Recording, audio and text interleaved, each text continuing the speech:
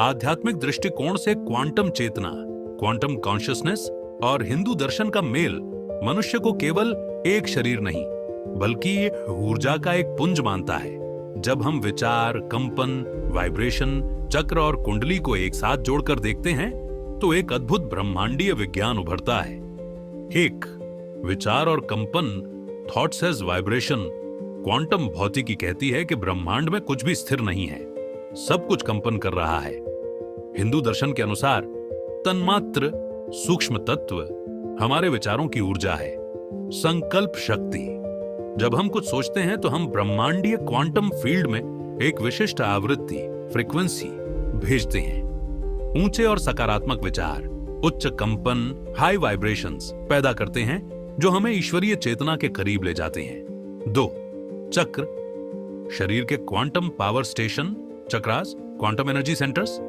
हमारे शरीर में स्थित 7 चक्र ऊर्जा के वे केंद्र हैं जहां चेतना और पदार्थ, मैटर, मिलते हैं।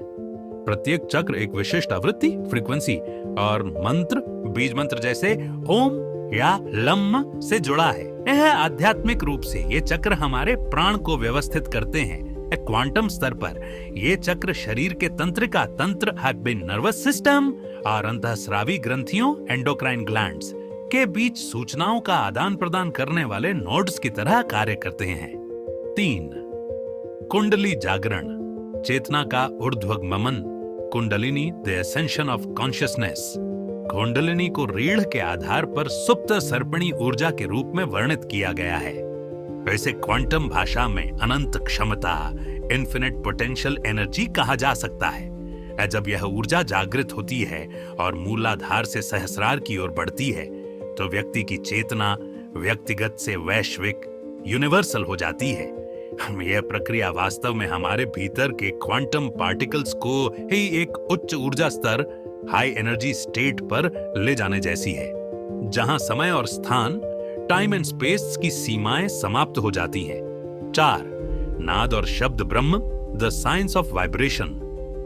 हिंदू शास्त्रों में कहा गया है, सर्वम खलविदम ब्रह्म, सब कुछ ब्रह्म है और इसकी अभिव्यक्ति ओम की ध्वनि से होती है। आधुनिक विज्ञान जिसे स्ट्रिंग थियोरी कहता है, जहां ब्रह्मांड के मूलभूत कण नन्ही कंपन करती डोरियों की तरह है, वही प्राचीन ऋषियों का नाद ब्रह्म है। जब हम ध्यान या मंत्रों का जप करते हैं तो हम अपने आंतरिक कंपन को ब्रह्मांड के कंपन के साथ सिंक्रोनाइज करते हैं, जिसे क्वांटम रेजोनेंस कहा जाता है। 5. अंतर संबंध, सब कुछ एक है। आपकी सोच, थिंकिंग, आपके कंपन, वाइब्रेशन को तय करती है। ये कंपन आपके चक्रों को प्रभावित करता है।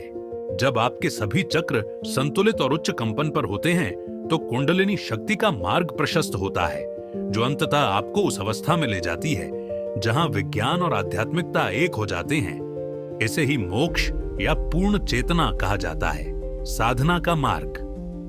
इस ऊर्जा को अनुभव करने के लिए आप आर्ट ऑफ लिविंग या ईशा फाउंडेशन जैसे केंद्रों के माध्यम से क्रिया योग और ध्यान की तकनीकें सीख सकते हैं, जो इन सूक्ष्म ऊर्जा केंद्रों को जागृत करने में सहायक होती हैं।